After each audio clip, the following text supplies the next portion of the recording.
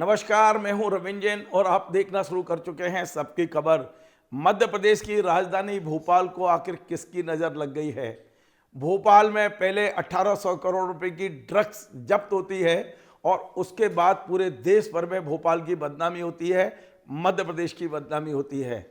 और अब जो कुछ हुआ है उसने इस बदनामी में और चार चांद लगा दिए हैं।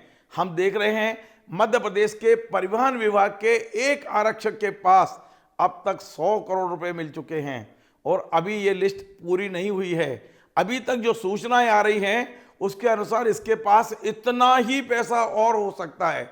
अंदाज लगाइए कि मध्य प्रदेश में भ्रष्टाचार किस कदर होगा कि एक आरक्षक के पास 100 करोड़ रुपए मिल चुके हैं और वो आरक्षक इन 100 करोड़ के अलावा भी दुबई में घर बनाए हुए हैं जिसे हमने गिना नहीं है। उसका भोपाल में 20,000 स्क्वायर फीट पे स्कूल बन रहा है, ग्वालियर में उसकी प्रॉपर्टी है और दोस्तों के नाम से तमाम प्रॉपर्टी है।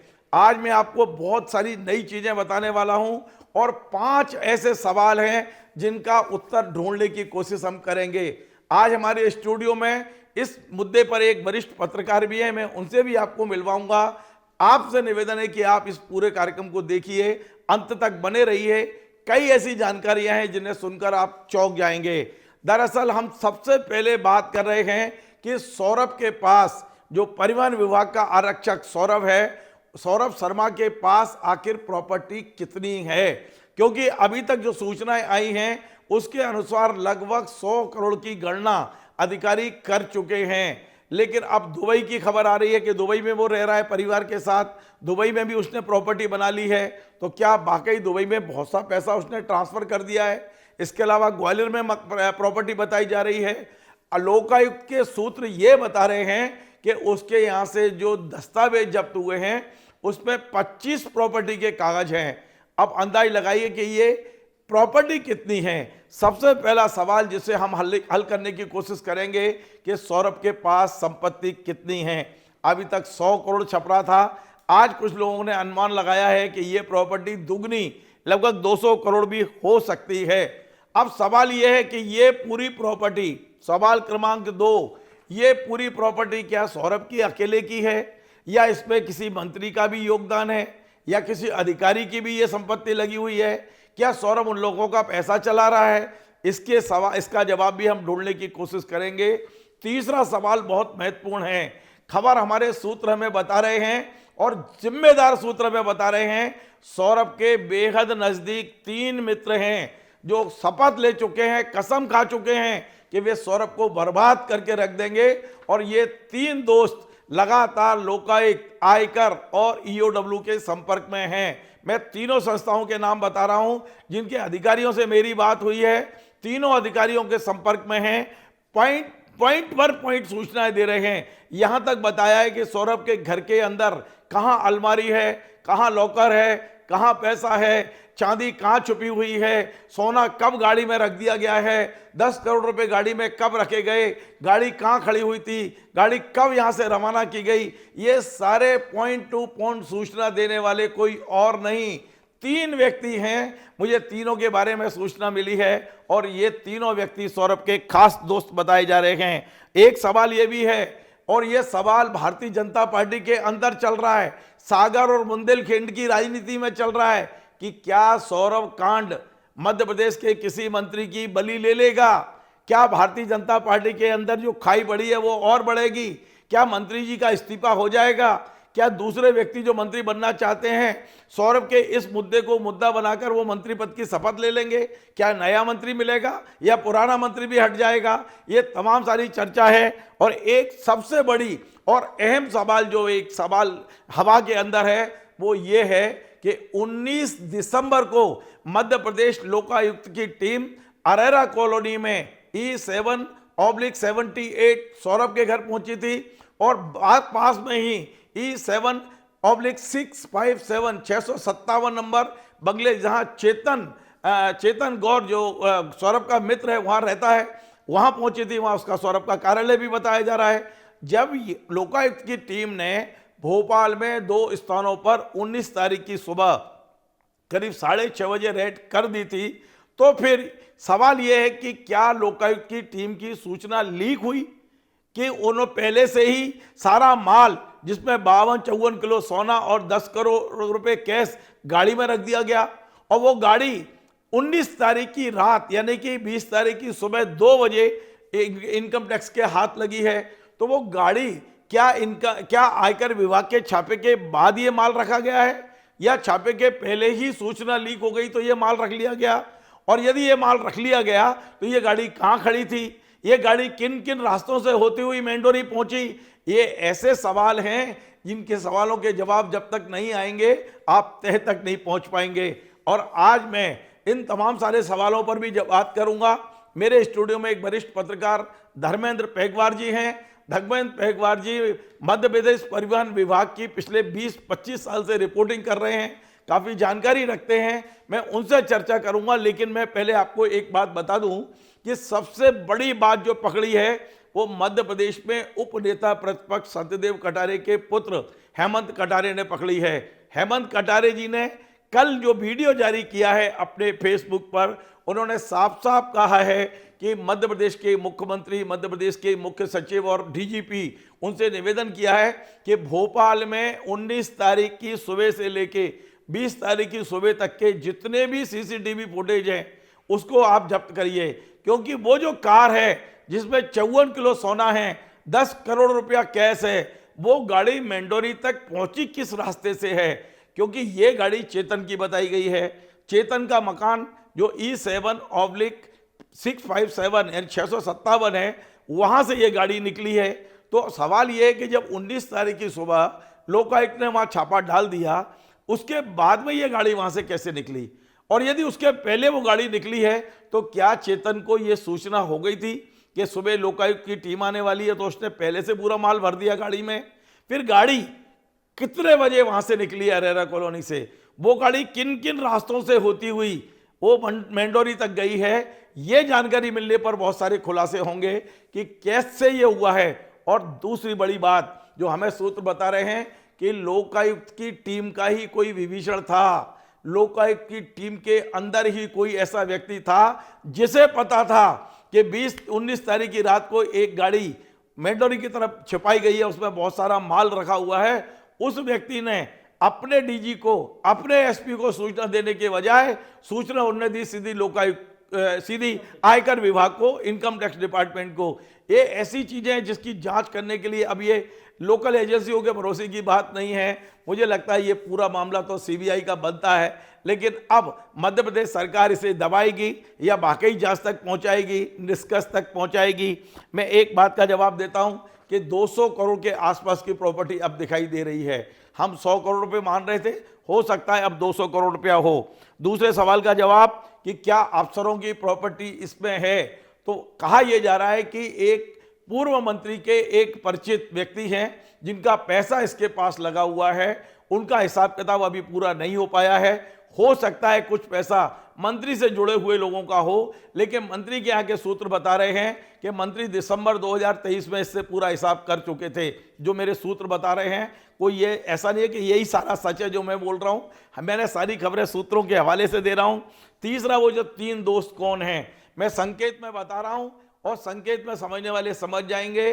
कोई एक व्यक्ति है जिनका नाम अख्तर बताया गया है, दूसरे कोई सिंधी हैं, और तीसरे एक गौर, चेतन गौर अलग है, एक गौर नाम का, गौर सरनेम का भी व्यक्ति है। ये 3 व्यक्ति लगातार पॉइंट टू पॉइंट सूचनाएं ये सौरभ के खिलाफ दे रहे हैं एजेंसियों को, जांच एजेंसियों को। ये भी मेरे को पता चला है। और ये क्या मंत्री की बलि होगी, एक सवाल हवा में तैर रहा है। अब ये भारतीय जनता पार्टी को तय करना है, क्योंकि इस छापे के बाद सागर की राजनीति और ज्यादा विषाक्त होने लगी है। आज मैं आपको बताऊं, सुबह सागर में मीडिया समूह के जितने भी व्हाट्सएप ग्रुप हैं, वहां एक अलग तरह की अफवाह उड़ाई गई, खबर फैलाई गई और सुनियोजित तरीके से फैलाई गई कि आईटी की टीमें अब सागर आ गई हैं और सागर में छापे पड़ेंगे। टोटल अफवाह थी, लेकिन एक तरह का इसको फैलाने में बीजेपी के लोग काम कर रहे थे। बीजेपी के तमाम ग्रुपों में चल रही थी, सागर आ गई, टीमें आ गई, बस छापे पड़ने वाले हैं, किसके पड़ेंगे, वो सब अफवाहें चल रही हैं। एक तरह से आप मान सकते हैं सागर में बीजेपी की जो गुटबाजी है, जो फूट है, अब वो और ज्यादा गहरी होती जा रही है। देखिए, आज 21 तारीख है, 23 तारीख मंडे को वहाँ एक कार्यक्रम होना है।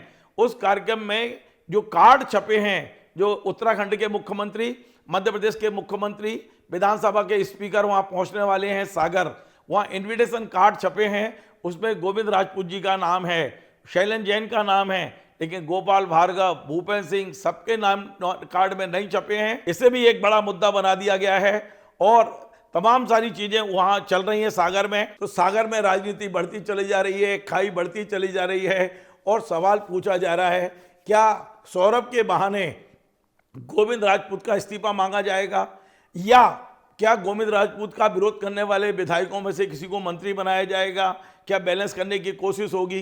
ये तमाम सारी बातें चल रही हैं।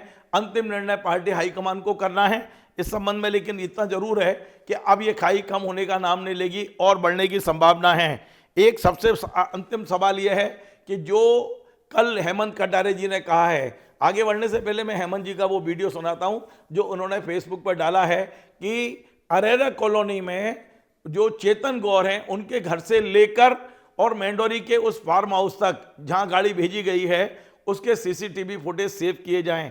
क्या वाकई इसके सीसीटीवी फुटेज कभी सार्वजनिक होंगे, क्या मीडिया को मिलेंगे, क्या मीडिया तहकीकात कर पाएगी।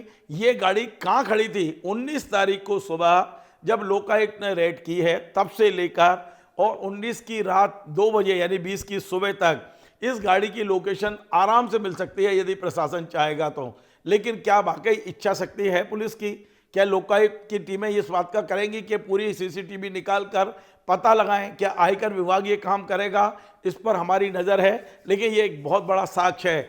अब मैं आपको धर्मेंद्र पेगवार जी से बात करने से पहले हेमंत कटारे का वो वीडियो सुनवाता हूं जो कल उन्होंने अपने फेसबुक पर पोस्ट किया है, सुनिए।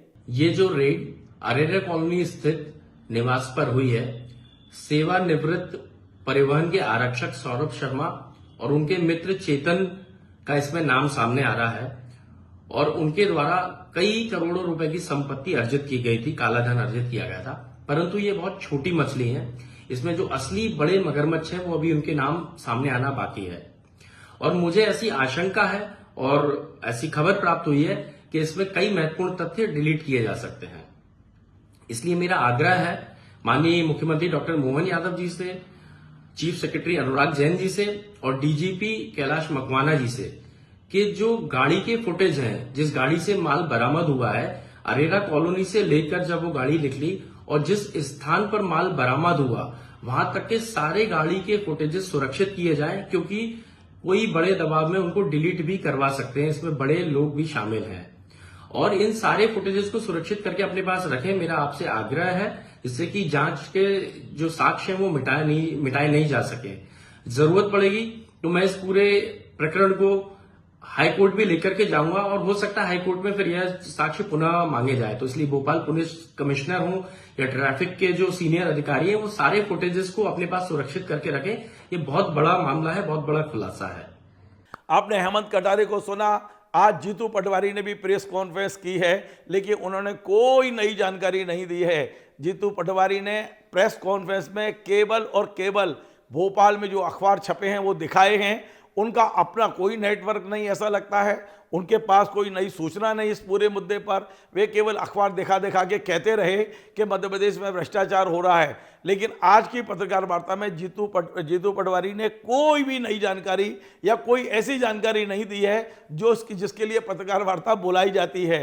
हाँ, कल हेमंत कटारे ने फिर से 12 बजे प्रेस कॉन्फ्रेंस की है और उनका ये दावा है कि कल वे खुलासा करेंगे। हम भी नज़र बना के रखेंगे, देखेंगे हेमंत कटारे जी क्या खुलासा करते हैं। अब मैं आपको मिलवाता हूं वरिष्ठ पत्रकार धर्मेंद्र पेगवार जी से और उनसे समझते हैं इस पूरे मामले को। धर्मेंद्र भाई, आपका स्वागत है। आपने भोपाल में कई अच्छी स्टोरियां की हैं, अच्छी रिपोर्टिंग की है। आप पीएचक्यू में रहे, आप लोकायुक्त में जांच एजेंसियों को आपने देखा है।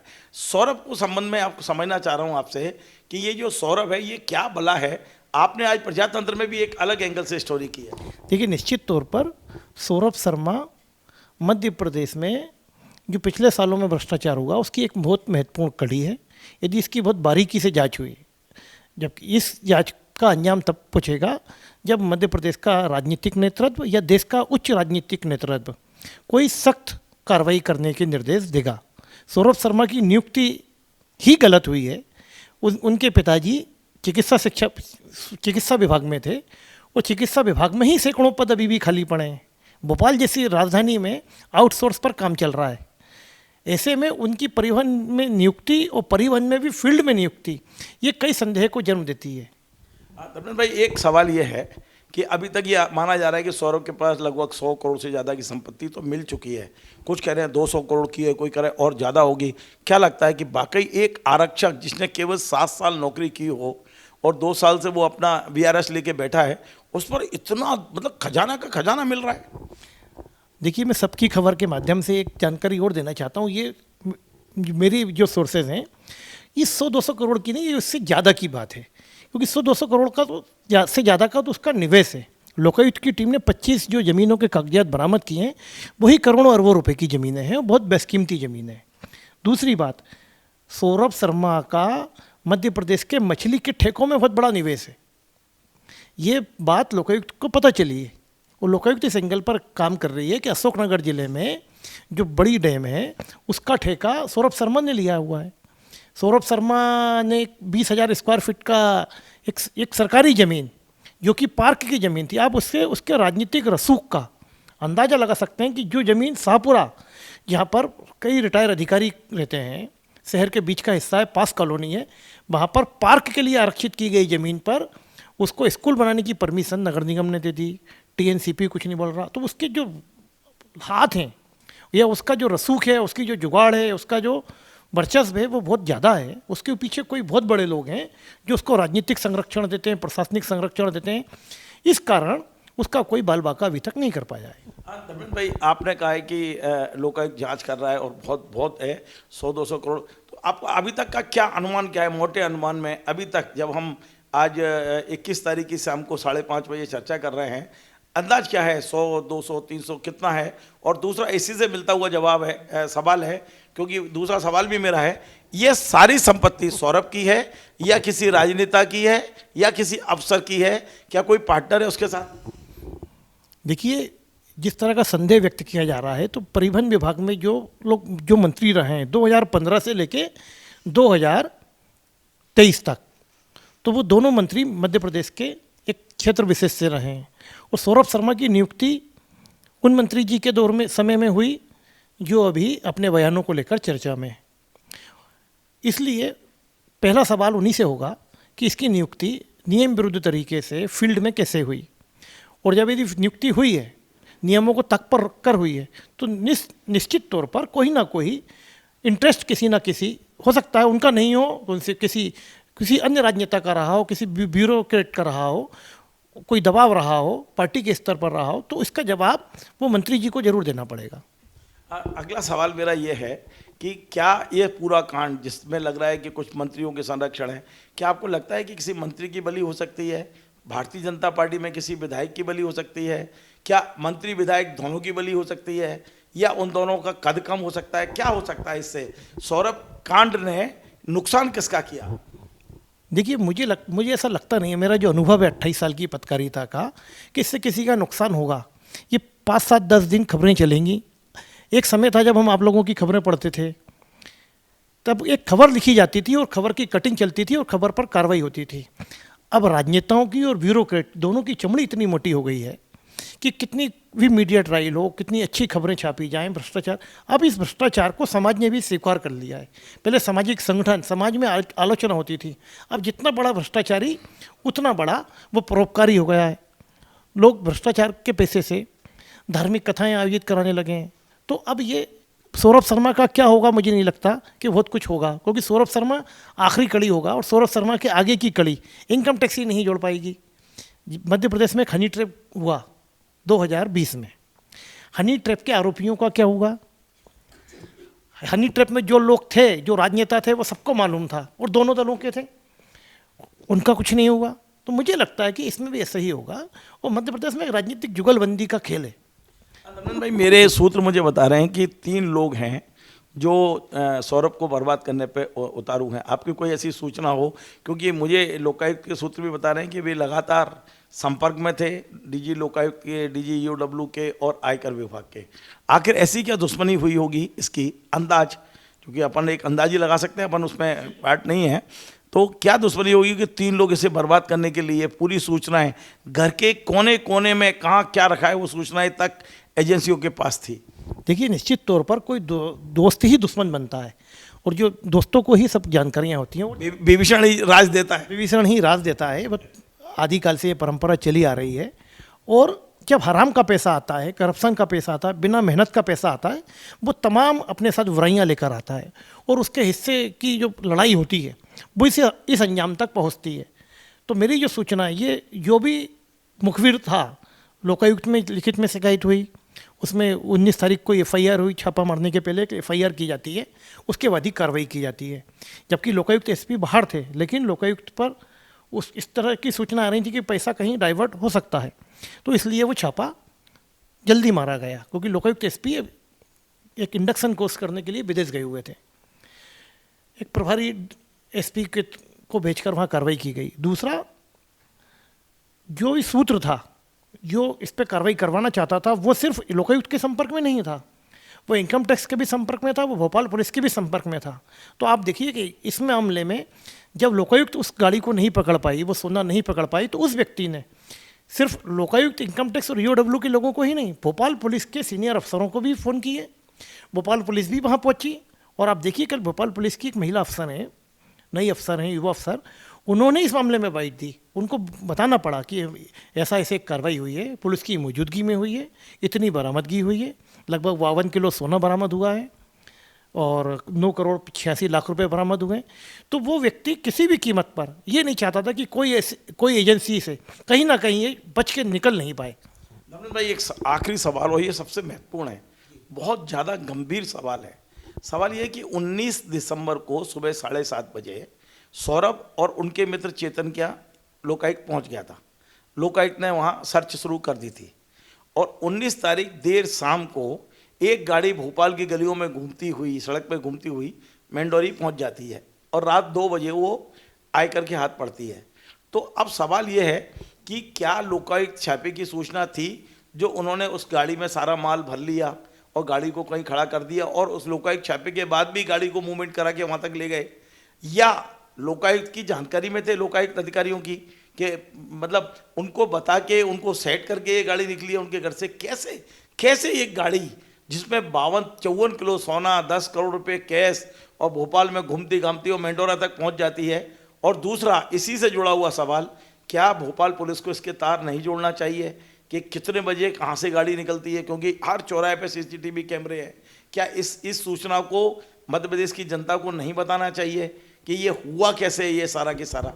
देखिए, निश्चित तौर पर मध्य प्रदेश की जनता को इस बड़े भ्रष्टाचार के मामले में जानकारी होनी चाहिए, और सरकार की किसी न किसी एजेंसी को इस मामले में सामने आकर बयान देना चाहिए। लेकिन मुझे लगता है कि ऐसा होगा नहीं, क्योंकि इसमें 3 अलग अलग एजेंसी इन्वॉल्व हैं। एक लोकायुक्त संगठन है, एक इनकम टैक्स है, और तीसरा मध्य प्रदेश भोपाल पुलिस है। लेकिन भोपाल पुलिस का ये काम नहीं है कि भोपाल पुलिस, अब जब तक कोई उच्च स्तर पर जांच के आदेश नहीं दिए जाएं कि इसकी जांच की जाए कि गाड़ी निकली कहाँ से, पहुंची कहाँ से, तब तक मुझे कोई एसआईटी गठित हो, तब कोई जांच हो। क्योंकि लोकायुक्त संगठन का या इनकम टैक्स का ये काम नहीं है कि गाड़ी कहाँ से, उनने माल बरामद कर लिया, उनका काम पूरा हो गया। इसमें 2 थ्योरी चल रही हैं। एक तो ये कि कोई भी जो इस तरह का आरोपी होता है, जो के पास काली कमाई होती है, वो अपनी पूरी काली कमाई एक जगह पर नहीं रखता है। एक आशंका ये है कि वो गाड़ी कहीं और खड़ी की गई हो, और जब उसको लगा, वो घबराया। देखिए, चोर घबराता है, अपराधी हमेशा गलत कदम जरूर उठाता है। तो एक आशंका ये है कि इसने किसी के पास गाड़ी खड़ी कर रखी हो, वो व्यक्ति ने सोचा कि कहीं मेरे तक भी नहीं आ जाए, तो वो गाड़ी कहीं और खड़ी कर दी।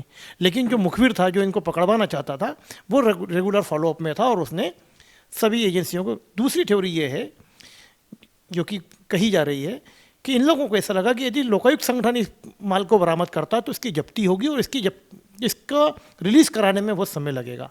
तो इनकम टैक्स का एक नियम है कि जो भी काली कमाई है, उसका एक निश्चित परसेंटेज देकर, 30% या लगभग 40% है, वो देकर उस संपत्ति को एक नंबर में किया जा सकता है। इसलिए वो संपत्ति को इनकम टैक्स के मार्फत पकड़ाया गया है।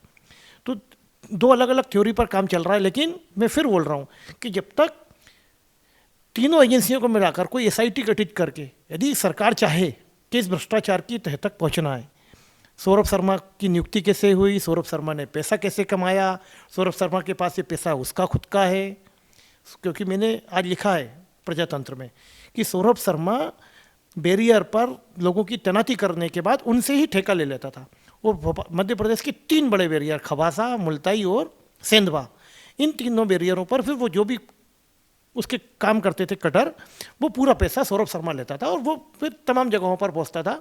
और ये सबको जग जाहिर है, आप भी मेरे से बहुत सीनियर हैं और मध्य प्रदेश की जनता भी जानती है कि जो पैसा इकट्ठा होता है वो कहाँ जाता है।